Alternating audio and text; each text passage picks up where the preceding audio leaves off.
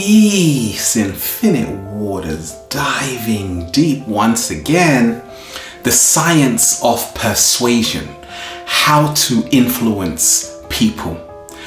I realized along my journey that every day I am being influenced, whether I like it or not, consciously and subconsciously.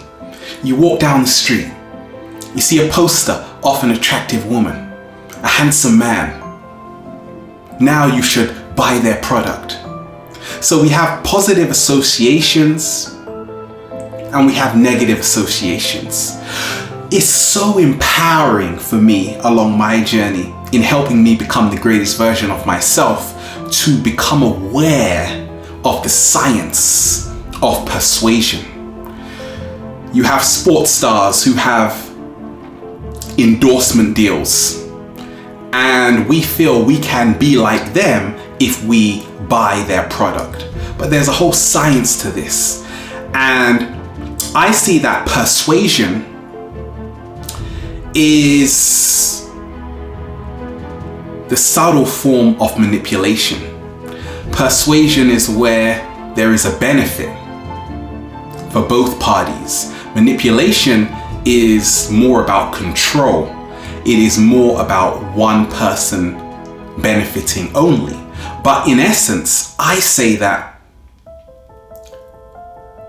persuasion and manipulation is not even necessary once you are becoming more authentic with yourself. But this is the world we live in. There was a great book published in 1984, Dr. Cialdini, Influence, the Psychology of Persuasion.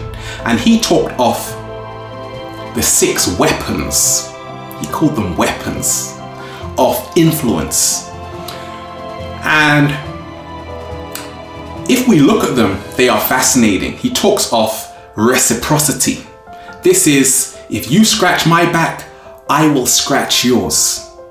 We are more persuaded when someone does us a favor and we feel indebted to them.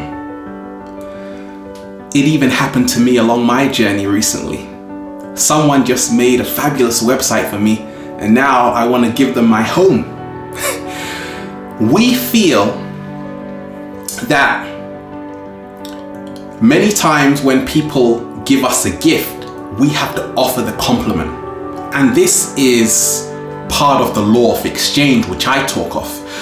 How I see this is that this is great, but we have to see with the science of persuasion, it is not only advertisers and marketers and salespeople who use this, it's also governments, religion, banks, and it's in every area of our life. So sometimes, for instance, you could be in a restaurant and at the end they can offer you a mint, but that is just there for you now to give your gift and your offering, for you now to leave a massive tip. So it was not coming from an authentic place. Maybe it was, but all of these tools help us become more aware of the psychology behind this, because this is what governs the world. And we can only change it when we become aware of it. The second principle is consensus. This is social proof. Now you see this even here on YouTube. If a channel has 1 million subscribers, we are more compelled to subscribe to that channel because it is safety in numbers. We have a herd mentality. If someone only has 15 subscribers, we will say, wait a minute, there's no value there. I'm sorry, I can't subscribe. So in becoming more aware, we also see how many of us have been manipulated. And it's all about honoring yourself. Have a firm sense of who you are. That way you can never be manipulated or persuaded against your will, because knowing thyself is all about asserting your will. You are not swayed by other people. The consensus is all about being in our comfort zone. But on a deeper level, it shows us how everything is connected. Everyone is connected. And that is a reason why if more people are doing something, it is the green light, it is the go-ahead that this is safe to do. But in becoming the greatest versions of ourselves, we must do what has not been done before. A study Dr. Cialdini did to show us how social proof works. He went into a hotel and there was a sign saying, please reuse your towels. And he found that there was a 35% compliance rate with this, because the hotels were saying it is good for the environment. He changed around the words because he found that 75% of people who stay 4 or more nights in a hotel reuse their towels.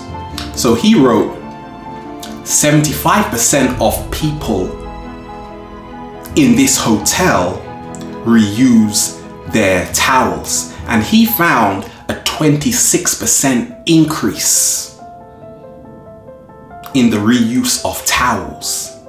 Then he changed the words again and he wrote 75% of people in this room reuse their towels, and he found a 33% increase. So this just shows us how the consensus reality works. It's all about making things personal, making things relatable, making things close to home. The third principle is all about scarcity. You've seen it before. You've gone into a shop and they say, the last one left, or 80% discount. Oh no, I better grab it before it goes. Scarcity is all about the lack of availability, and many companies use this. Many businesses use this, and when you become aware of this, you're not fooled by it, because we place value a lot of times on things which are scarce because they are not in abundance, so they become highly favored. The fourth principle is authority. We are more likely to be influenced by someone with a degree, a master's, a PhD, a title. Pharmaceutical companies, they have doctors endorsing their products. This gives them more credibility because they are respected individuals in our society. But also, authority comes in uniform, dressed to impress. If you are wearing a suit, now you are more influential. Why? Because now you are more believable. That's why they call it the dress code. When we become aware of this, we are not easily deceived by what people are wearing. That is how to empower yourself, because the devil wears Prada. Trust me, I'm a doctor. Trust me, I'm a politician.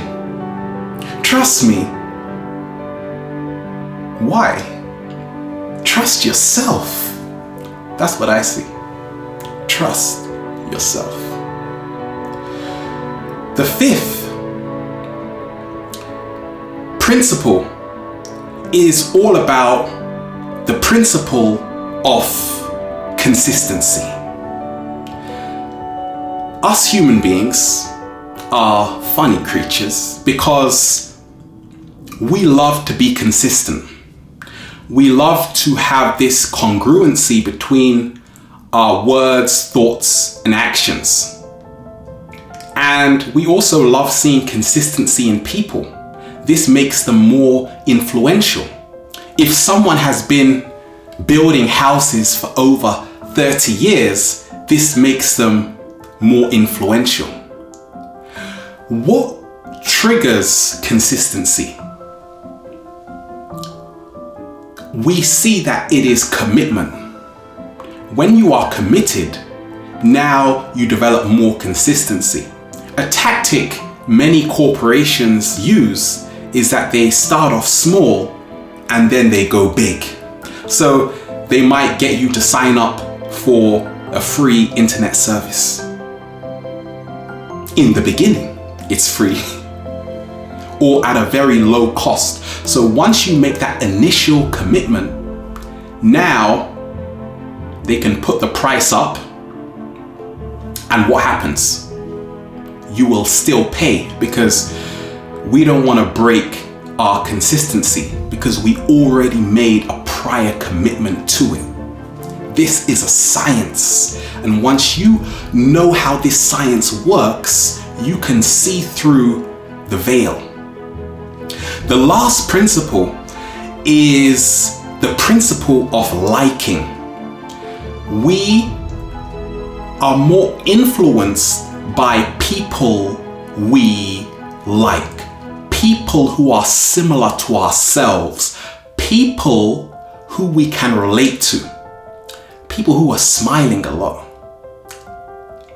people who are laughing a lot, or people who are crying a lot, if they are mirroring back our same frequency. Liking is all about being open to people who share the same beliefs as we do.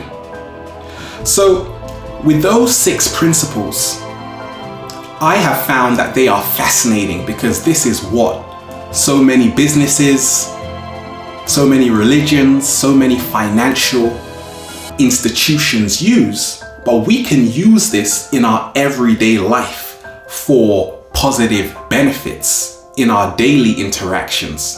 But more so, I say, once we see that all of this is a game that's being played out, that's what I've seen along my journey, I have no desire to persuade people to do anything, because in knowing yourself, you move into your willpower.